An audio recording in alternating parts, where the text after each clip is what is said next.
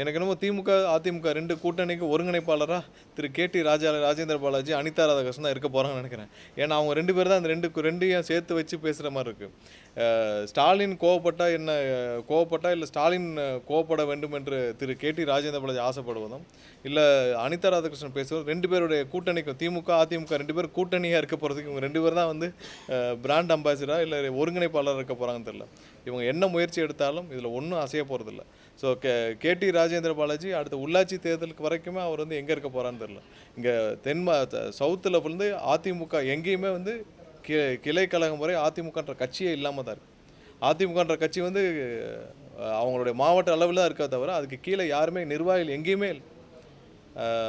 தென் மாநிலங்களில் எங்கேயுமே தென் மாவட்டங்களில் எங்கேயுமே இல்லை. ஸோ அந்த சூழ்நிலை தான் இருக்குது. வேறு எங்கேயுமே உங்களுக்கு கட்சியில் என்ன செய்கிறோன்னு தெரியாமல் ஒவ்வொரு முன்னாள் அமைச்சர்களும் ஒவ்வொரு மேடையை போட்டு ஒரு 10 பேரை வச்சுக்கிட்டு என்ன பேசணும்னு தெரியாமல் ஒவ்வொருத்தரும் பேசிகிட்டு இருக்காங்க.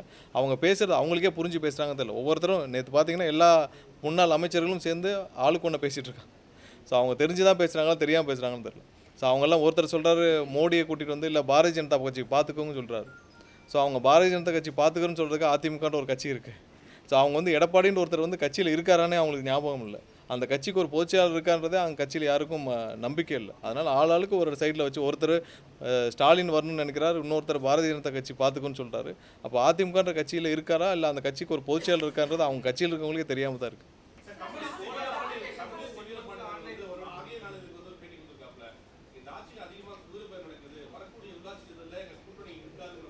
இல்லை குதிரை பேரத்தில் யார் மாட்டியிருக்கான்னு உங்களுக்கு தெரியும். குதிரை பேரத்தில் செந்தில் பாலாஜிக்கு சொந்த நெருங்கிய நபர்கள் கைது செய்யப்பட்டிருக்காங்க. குதிரை பேரம்னா முதல்ல எல்லாரும் புரிஞ்சுக்கணும், யாராவது பணம் கொடுத்து யாரையாவது வாங்க முயற்சி செஞ்சால்தான் குதிரை பேரம். யாராவது ரிசைன்மெண்ட் வராங்கன்னு வச்சுக்கோங்க.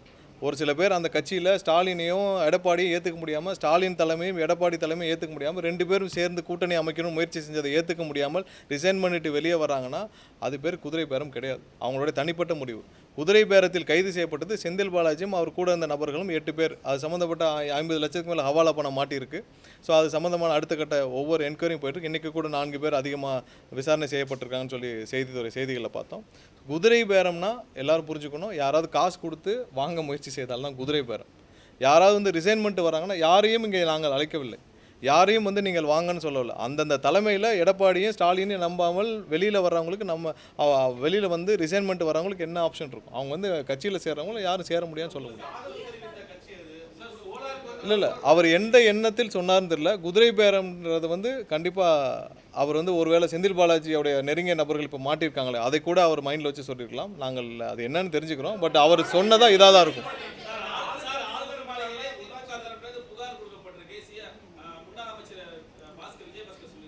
இல்லை திமுக தரப்பில் வேறு என்ன செய்ய முடியும்? அவங்க வந்து இப்போ ஆளுநருக்கு கடிதம் எழுதுறாங்க, சிபிஐக்கு கடிதம் எழுதுறாங்க. ஏன் ஆர்எஸ் பாரதிக்கு தெரியாதா? சிபிஐக்கு கடிதம் எழுதுனா சிபிஐ வந்து விசாரிக்குமா? சிபிஐக்கு யார் ஹேண்ட் ஓவர் பண்ணோம்? ஒன்று கோர்ட்டு ஹேண்ட் ஓவர் பண்ணோம், இல்லை கவர்மெண்ட் ஹேண்ட் ஓவர் பண்ணோம். ஆர்எஸ் பாரதி கடிதம் எழுதுனால ஹேண்ட் ஓவர் பண்ண முடியாது. அது எப்படி ஹேண்ட் ஓவர் பண்ண தெரிஞ்சுட்டு தான் சும்மா டைம் பாஸ்க்கு எழுதிட்டு இருக்காரு ஆர்எஸ் பாரதி. என்ன அறிவாலயத்தில் உட்காந்து சும்மா இருக்கிறார்ல, ஏதாவது என்ன செஞ்சீங்கன்னு 4 பேர் கேட்டிங்கன்னா கடிதம் எழுதுனேன்னு சொல்லணும்ல. ஸோ அது மாதிரி 4 பேர் இருக்கவங்களுக்கு போய் நம்ம தினமும் பெருசாக ரெஸ்பாண்ட் பண்ண வேண்டாம். சிபிஐக்கு கடிதம் எழுதுறா ஆர்எஸ் பாரதிக்கு தெரியுமில்ல சிபிஐ எப்படி டேக் ஓவர் பண்ணுவாங்க. சிபிஐ இங்கே வந்து டேக் ஓவர் பண்ணக்கூடாது, அவங்க தானே சட்டம் கொண்டு வந்தாங்க, அவங்க தானே பாஸ் பண்ணாங்க. ஆர்எஸ் பாரதி தெரியாதா சிபிஐ எப்படி டேக் ஓவர் பண்ணுவாங்க, இல்லை யார் ஹேண்ட் ஓவர் பண்ணணும் சிபிஐக்குன்னு சொல்லிட்டு? அப்புறம் எதுக்கு சிபிஐ கடிதம் எழுதுறாரு? அந்த கடிதம் என்ன ஆகும்னு சிபிஐக்கு தெரியாதா? ஸோ அதனால் இது மாதிரி ஒரு 4 பேர் இருக்காங்க அறிவாலயத்தில். ஸோ சும்மா இருக்கிறனால ஏதாவது எழுதுவாங்க, அதை நம்ம பெருசாக எடுத்துக்கவே வேண்டாம். இல்லை கவர்னர் என்ன செஞ்சிருவார்? கவர்னர்கிட்ட போய் இவங்க கொடுக்குறாங்க. கவர்னருக்கு எல்லாமே தெரியும்ல. இதே இதில் செந்தில் பாலாஜியும் அவர் சம்மந்தப்பட்ட ஆட்களும் பர்ச்சேஸ் பண்ண 8 பேர் அரெஸ்ட் பண்ணாங்களே, அது தெரியாதா இருக்கும்? ஸோ கண்டிப்பாக இங்கே வந்து என்ன நடக்குதுன்னு எல்லாருக்கும் தெரியும், மக்களுக்கு தெரியும், எல்லாருக்கும் தெரியும். யார் பர்ச்சேஸ் பண்ண முயற்சி செஞ்சாங்க தெரியும், யார் இங்கே வந்து விலைக்கு வாங்க எங்களுடைய எம்எல்ஏக்களை விலைக்கு வாங்க முயற்சி செஞ்சாங்க தெரியும். இப்போ வரைக்கும் சொல்கிறோம் அந்த முயற்சியில் தான் இருக்காங்க. ஸ்டாலின் சம்மந்தப்பட்ட முன்னாள் முதல்வர் ஸ்டாலின் சம்மந்தப்பட்ட நபர்களும் எடப்பாடி சம்மந்தப்பட்ட நபர்களும் இந்த முயற்சியிலே தான் இருக்காங்க. ஸோ அதனால் இவங்க சும்மா அதை டைவெர்ட் பண்ணுறதுக்கு ஏதோ பண்ணுறாங்க, அதுக்கு நம்ம பெருசாக இடம் கொடுக்க வேண்டாம்.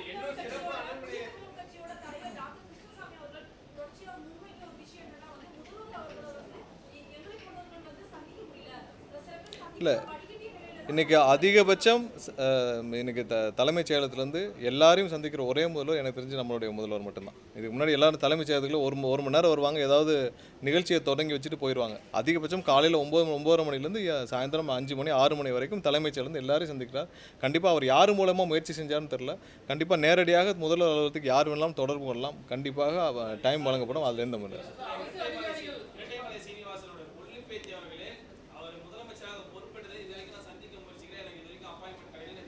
இல்லை, அதான் சொல்கிறேனே, நீங்கள் எல்லாம் பத்திரிகையாளர் இருக்கீங்க.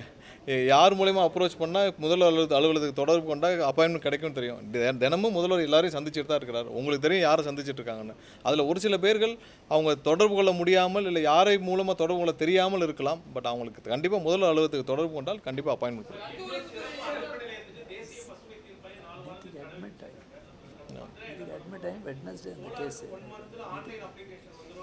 ஆமாம் சார், இன்னும் 2 வாரத்தில் நம்ம அந்த சோலார் ஆன்லைன் அப்ளிகேஷன்ஸ்க்குள்ள நம்ம ஒரு சொல்யூஷன் நம்ம அனௌன்ஸ் பண்ணிவிடும். ஏன்னா அதில் பாலிசி டிஃபைன் பண்ணாமல் இருக்கும். நம்ம பேட்டரி ஸ்டோருக்கு பாலிசி டிஃபைன் பண்ணாமல் இருக்கும். மற்றபடி எக்ஸிஸ்டிங் சோலார் அப்ளிகேஷன்ஸ் எல்லாம் நம்ம கொடுக்க ஆரம்பிச்சிட்டோம்.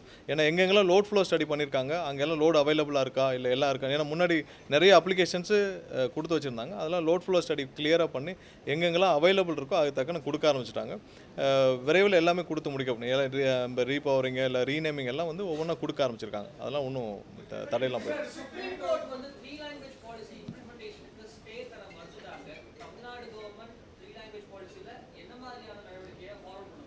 இல்லை, நம்ம என்ன கடைபிடிச்சிட்டு இருக்கிறோமோ நம்ம அதை என்ன 2 லாங்குவேஜ் நம்ம என்ன கடைபிடிச்சிட்டு இருக்கோமோ அதில் எந்த மாற்றமும் இருக்காது. ஸோ அது சம்மந்தமாக சட்டப்பூர்வமாக என்ன செய்யணுமோ அதை அந்த முன்னெடுப்பை செய்வோம் சார். நம்ம பாலிசியில் எந்த சேஞ்சஸ் இருக்காது.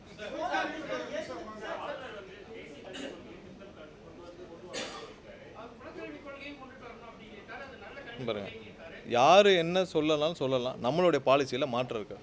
அவங்களுடைய விருப்பத்தை சொல்லலாம். ஆளுநர் சொல்லலாம், ஒன்றிய அரசு சொல்லலாம், எல்லாரும் அவங்களுடைய விருப்பத்தை சொல்லலாம். பட் நம்மளுடைய பாலிசியில் முதல்வருடைய பாலிசியில் எந்த சேஞ்சஸும் இருக்காது.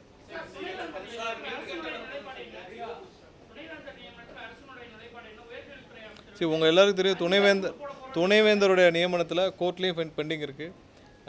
இது எல்லாமே கவர்னர்ட்டையும் பெண்டிங் இருக்குது. சட்டப்பூர்வமாக நம்ம அதை வந்து ஹைகோர்ட்லேயும் பேசிகிட்டு இருக்கோம். கண்டிப்பாக இப்போ வந்து 5 பேர் கொண்ட குழுவை நம்ம ப்ரப்போஸ் பண்ணியிருக்கோம். இதில் ஏதாவது முடிவுகள் வந்தால் உடனடியாக நியமிக்கப்படும். நம்ம இதுக்கெல்லாம் ஒரு பீஸ்ஃபுல்லாக ஒரு சொல்யூஷன் வரணும்னு தான் நம்ம எல்லாம் முயற்சி செஞ்சுட்ருக்கோம். ஏன்னா வர ஜனவரி மாதத்தில் எல்லா யூனிவர்சிட்டிலையும் துணைவேந்தர் இல்லாத ஒரு நிலைமை ஏற்படும். ஸோ இதுக்கு கண்டிப்பாக ஒரு சுமூகமான ஒரு தீர்வை எட்டக்கூடிய வகையில் ஒரு 5 நபர் உள்ள ஒரு செலக்ட் கமிட்டியை கொண்டு வரதுக்கான முயற்சிகள் எடுத்துகிட்டு இருக்கோம். இல்லை, அது முதல்வர் அலுவலகம் சம்மந்தப்பட்ட விஷயம். வேறு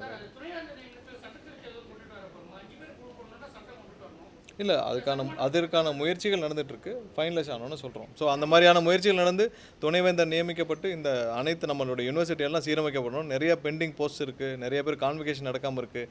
நிறைய பல வருஷங்களாக எல்லாம் பெண்டிங் இருக்குது. இது சீரமைக்க வேண்டும் என்று கேட்டுக்கிறேன்.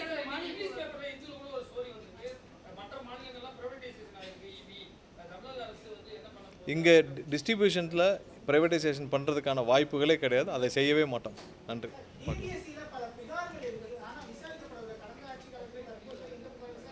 எல்லா புகார்களும் பழைய ஆட்சியில் எப்படி ஹேண்டில் பண்ணுவாங்க உங்களுக்கு தெரியும்.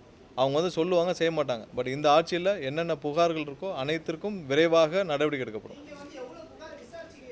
நிறைய புகார்கள் வாங்கப்பட்டிருக்கு. எல்லாமே அப்பப்போ வந்து விசாரணை நடைபெற்றிருக்கு. இப்போ கடந்த வாரத்தில் 2 புகார்கள் இருக்குல்ல, சிங்கப்பூர்லாம் போயிட்டு வந்தார். அதெல்லாம் இந்த புகாரின் அடிப்படையில் தானே.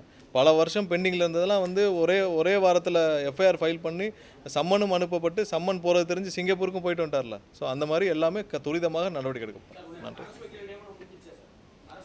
இல்லை, நடந்துகிட்டே இருக்குது. ஒவ்வொரு கலெக்டர்லையும் இல்லை ஒரு பெரும்பாலும் முடிஞ்சிருச்சு. ஒரு சில இடத்துல பெண்டிங் இருக்கிறதெல்லாம் வந்து திரும்பவும் நியமிக்கப்பட்டு வந்துடும். மாவட்டத்தில் ஒரு சில சப்கோர்ட்டு இல்லை இந்த மாதிரி சின்ன இடத்துல பெண்டிங் இருக்கும். ஸோ அதெல்லாம் முடிஞ்சிருக்கு. 80% நடைபெற்று 80% நியமிக்கப்பட்டு முடிவடைஞ்சிருச்சு. ஒரு சில இடங்களில் வந்து அங்கங்கே பெண்டிங் இருக்குது, ரிஜெக்ஷன் வந்திருக்கிறதெல்லாம் திரும்ப மாவட்ட ஆட்சியர் வேலிடேட் பண்ணி ப்ரப்போஸ் பண்ணிட்டு இருக்காங்க.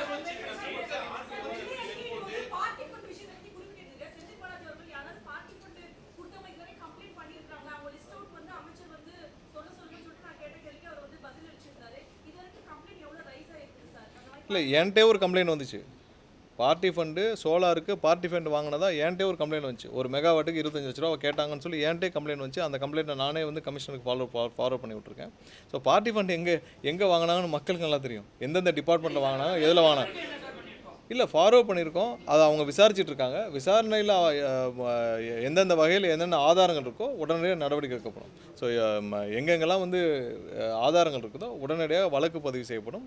அதற்கான நடவடிக்கை எடுக்கும். ஏன்னா ஃபார்வர்ட் பண்ண பிறகு காவல்துறை என்ன செய்கிறாங்கன்னு நம்ம தலையிட முடியாது. ஸோ கண்டிப்பாக அதில் விசாரணை துரிதப்படுத்துகிற வேலையில் காவல்துறை முழுமையாக ஈடுபட்டுட்டு வராங்க.